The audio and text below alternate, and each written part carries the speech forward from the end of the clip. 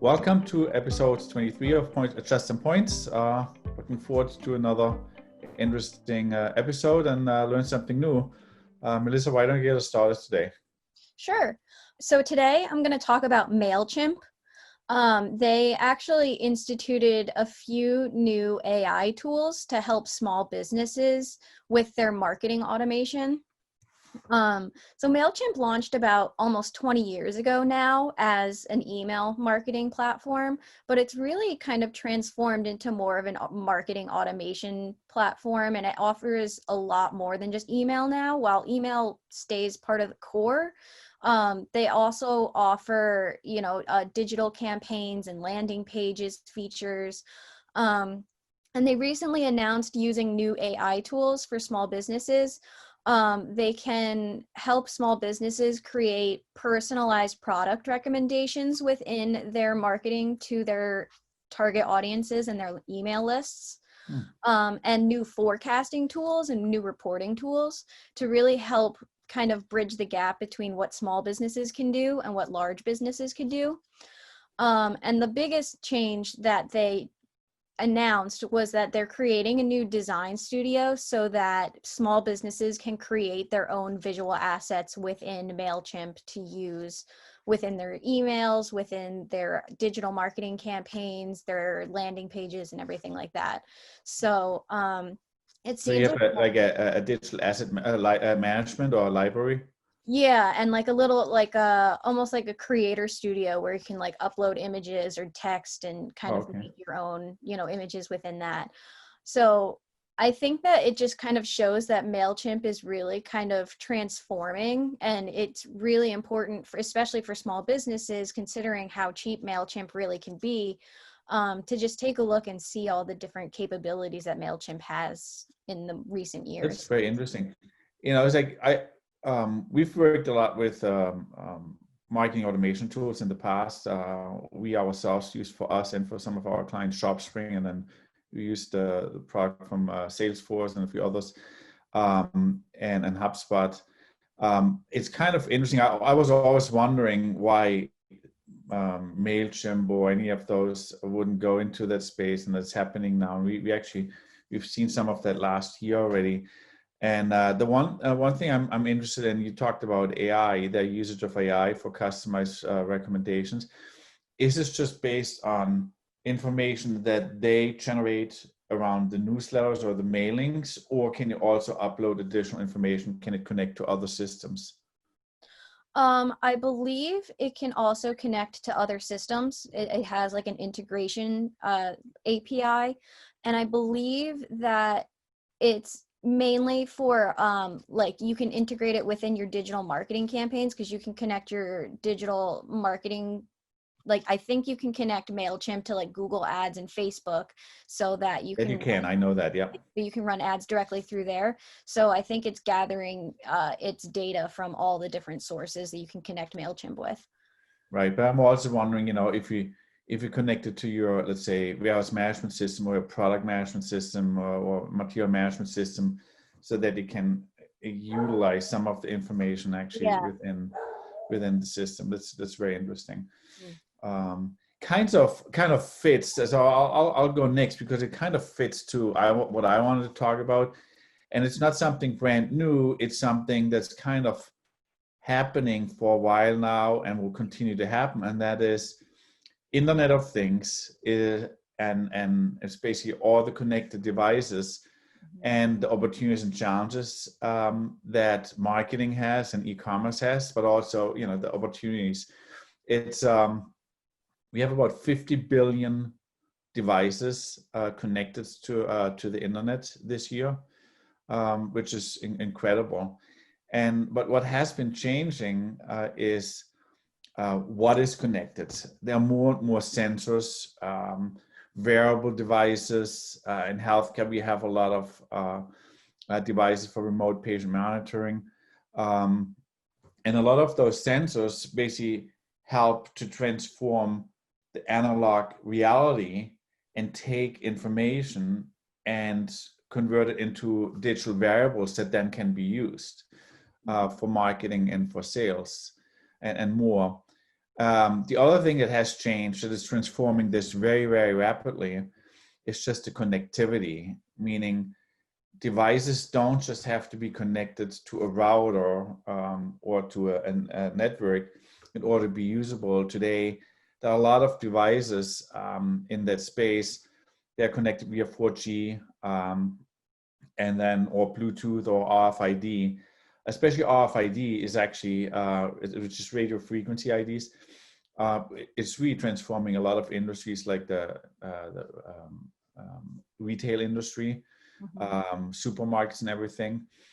And the other thing that's changing is AI, meaning all those data are coming in and can be collected, but because of the volume of data, you really need computer supported help to make sense out of that and drive decisions and prepare decisions.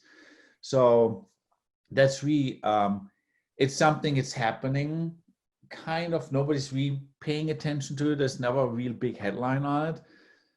Yet, there are very hands-on realities that are happening already. For example, there are some cities like Barcelona or Singapore.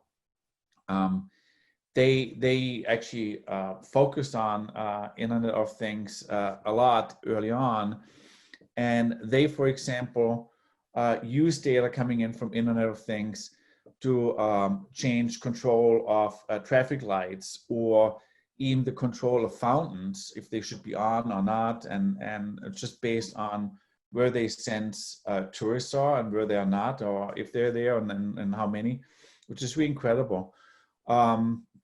So what's happening, where the opportunity is we will be able to increase the personalization of information, and then as a result of that, adjust services to it. So if we know more about a consumer, and it sounds very generic, but it's just in more detail in the future that is possible, then we can adjust how we talk to the consumer. So the customer response might be completely customized in real time based on information we get from a system. Or another example, billboards that we use for our clients, and might change what advertising they display based on real-time Internet of Things information that is being fed into the system, which could be really, really interesting. If billboards detect that certain groups of people are more, are increasing at a certain time, it might change in real time the types of advertising it might display. Same of what I thought, when I was reading up on that, what I thought was really interesting was if we can track goods with 4G or RFIDs, it allows manufacturers now to track their products all the way to the consumer, which they can't today. It's like Amazon can do that, let's say from their warehouse, and they know where they deliver it, and the whole chain. But the manufacturer can't do that. Now manufacturers can do that. So that might impact how they manage inventory, how to do inventory tracking, where they might actually increase production, or where they might shift logistic change, where they say we will need more help in this area or that area. And the other thing is, or they might be able to detect a better have a better understanding of the interaction of local weather and e-commerce, where say in those zip codes, when they have this type of weather, we have an increase of whatever product. And that's just, once you start thinking about it, you cannot imagine where this could go.